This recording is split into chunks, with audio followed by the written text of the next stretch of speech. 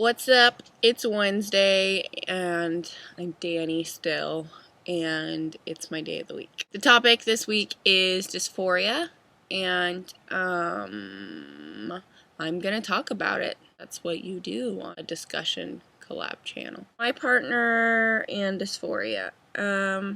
Jacob doesn't have severe dysphoria. He has dysphoria, but I've dated people before with severe dysphoria, and he does not have that, and that makes things a lot easier. His relationship with his body is a little bit different because I don't think he necessarily hates his body, he just hates how other people perceive it. I think that he hates that other people view his body as female, but he doesn't necessarily hate it himself. He's not like disgusted by the sight of his body. I know when I first met him, his dysphoria was a lot worse, especially his chest dysphoria. But I think as other things changed throughout his transition and his voice got deeper and people started referring to him as the correct pronoun even when they were just meeting him, his dysphoria lessened and lessened. I also think he had scheduled top surgery and was looking at, I've noticed this a lot actually, that when people are thinking about having surgery, they start looking through picture after picture after picture, and it becomes almost like not an obsession, but something that has kind of like taken over a huge part of their life, and I think that can create dysphoria. I mean, to think about it, if I was just looking at women's bodies all day and women who had had surgery to look a particular way in which I want to look, I think that would make me have issues with my body. So I just think it's hard sometimes for guys who are going to have surgery to focus so much on that all the time can make dysphoria really bad. So Jacob ended up postponing his surgery, and since then he hasn't really had too much dysphoria. I think he has dysphoria about not having facial hair more than anything. That really bothers him.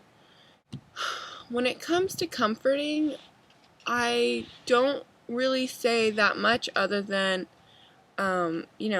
I think he'll say something like, when someone misgenders him or when something happens, I just have to say I'm sorry. Like, I can't see what they see, or I can't see what you see. I can only see you from my perspective, and obviously I think you're a very handsome man, and that's just the truth from my perspective. And obviously I'm there for him if he wants to talk about it, but Jacob usually deals with things. We don't really talk about it too much. I think everybody's partner is different, and you need to discuss with them how they like to be comforted. Like, I know that Jacob doesn't like to be comforted a lot, so I don't say too much about it. But if you have a partner that wants to hear a particular thing or have you do a particular thing, if they want their to be physically comforted, or if they want space, whatever it is, that's something you have to talk to them about. Like, when you're feeling dysphoric, what do you need?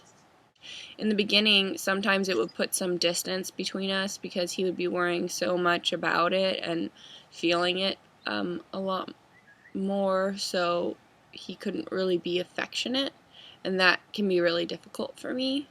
So in the beginning that was true, but his dysphoria has just lessened up so much that it's not something I think that he thinks about on a daily basis. That's all I have to say about this topic. Luckily, it hasn't been a huge part of Jacob and I's relationship, so there's not too much for me to say about it.